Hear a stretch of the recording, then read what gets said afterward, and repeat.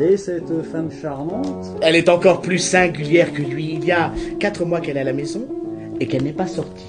Elle s'appelle Lindane. Je ne crois pas que ce soit son véritable nom. C'est sans doute une honnête femme puisqu'elle loge ici. Ah, elle est bien plus qu'honnête, elle est pauvre, belle et vertueuse.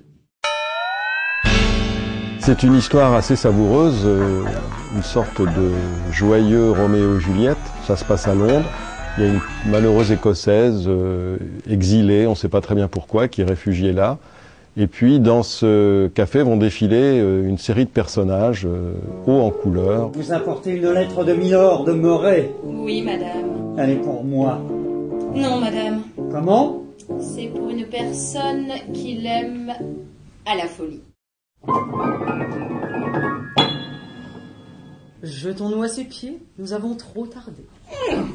Il y a surtout une attitude, je dirais presque la Voltaire-attitude, c'est-à-dire une espèce de manière de regarder les choses avec humour, avec une acidité terrible, avec beaucoup d'acuité. Ce monde n'est qu'un combat perpétuel des méchants contre les bons.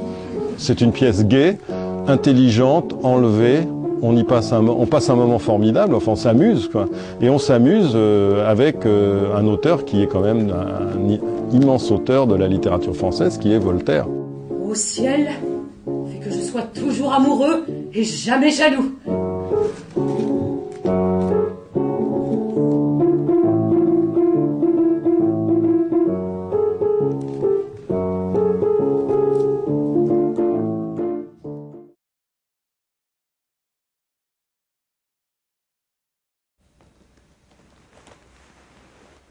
Dès le lendemain matin, Karl endossa son costume de groom.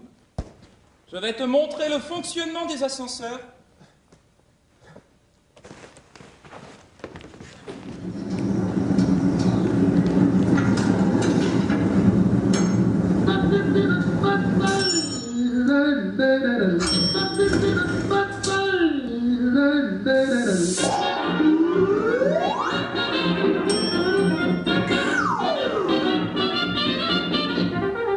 Dès la première semaine, Karl comprit qu'il était à la hauteur de sa tâche.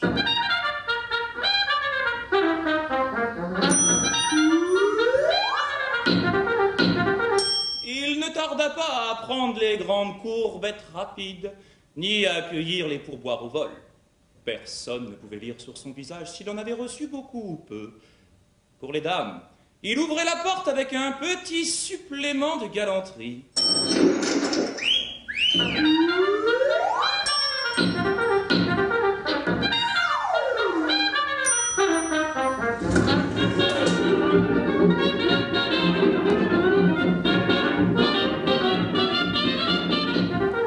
Souvent, malgré le grand nombre d'ascenseurs, l'affluence était telle qu'à peine parvenu au dernier étage, Karl devait se précipiter au rez-de-chaussée pour prendre ceux qui attendaient.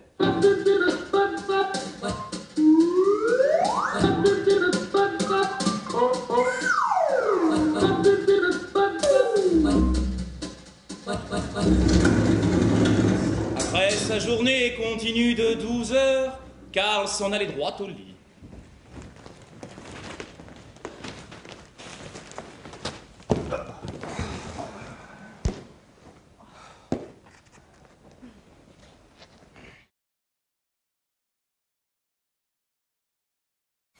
Moi qu'un petit enfant rend tout à fait stupide, j'en ai 2, Georges et Jeanne.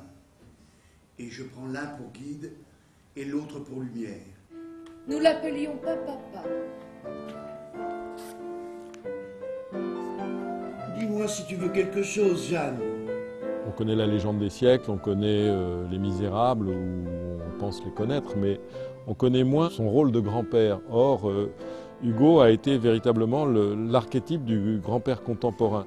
Papa nous racontait des histoires qui duraient délicieusement longtemps. Il était une fois un méchant roi. Mathurin, Mathurine. Mathurine, un Mathurin. Et ce qui est très amusant chez Hugo, donc dans cette modernité du grand-père, c'est qu'il va jusqu'à inverser les rôles, c'est-à-dire à penser que l'enfance, finalement, c'est le grand-père et que l'adulte, c'est l'enfant. C'est drôle. Quand on a des petites mains, on écrit tout gros.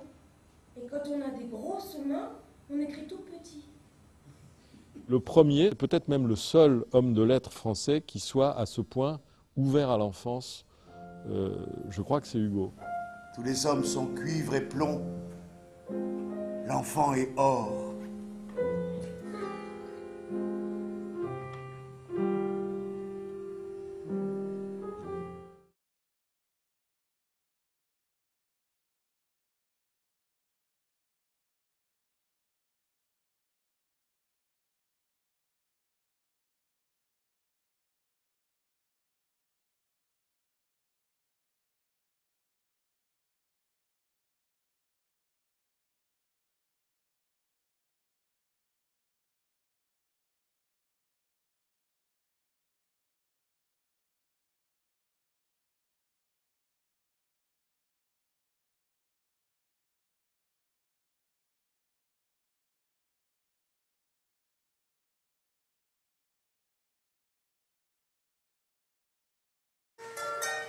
C'est sur le son de la vali, instrument traditionnel malgache, que s'ouvre la pièce. Nous autres, les Malgaches, petit peuple vaillant, vivant à l'écart des grands enjeux planétaires, avons décidé de relever le défi. Le défi que va tenter de relever le personnage principal est de frapper aux portes de l'Olympe et de réclamer auprès des dieux la restitution ferme et définitive de la paix sur Terre. Une démarche qui peut ressembler à celle de nombreux compatriotes aujourd'hui, selon Doul Odeamson, comédien et directeur de la compagnie Landivula-Foots. Moi, je pense que beaucoup de Malgaches pensent la même chose, parce qu'on en a assez, on est un peu sur les genoux, là. Hein. En plus, vous le savez, nous autres, les Malgaches, nous sommes habitués à parler aux dieux, aux ancêtres. Donc on se sent un peu comme un poisson dans l'eau dans cette pièce d'Aristophane. Des éléments du théâtre traditionnel malgache se mêlent aux scènes burlesques. Ce mélange est orchestré par le metteur en scène français Vincent Collin, qui est venu dans le village de la compagnie Landivula-Foots pour monter la pièce. On est dans le village avec ces gens qui ont aussi des ébus, des activités, disons, quotidiennes, et puis qui se consacrent au théâtre. Et ça, c'est la première chose qui est très touchante de Landivula-Foots, des gens qui sont à moitié paysans et en même temps qui se revendiquent comédiens. La pièce sera jouée à La Réunion puis en France. Marie Audran, Antananarive, RFI.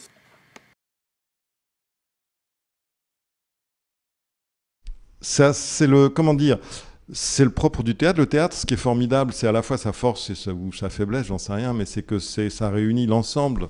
Vous avez fait allusion au cinéma. Évidemment, j'aime le cinéma, mais j'aime le cinéma, j'aime la musique, j'aime la peinture. Enfin, je suis comme tout un chacun. Et c'est peut-être pour ça que le théâtre me plaît, c'est que au théâtre, il y a tout. On a du son, on a des images, on a du texte, des mots, on a des corps, on a du rythme.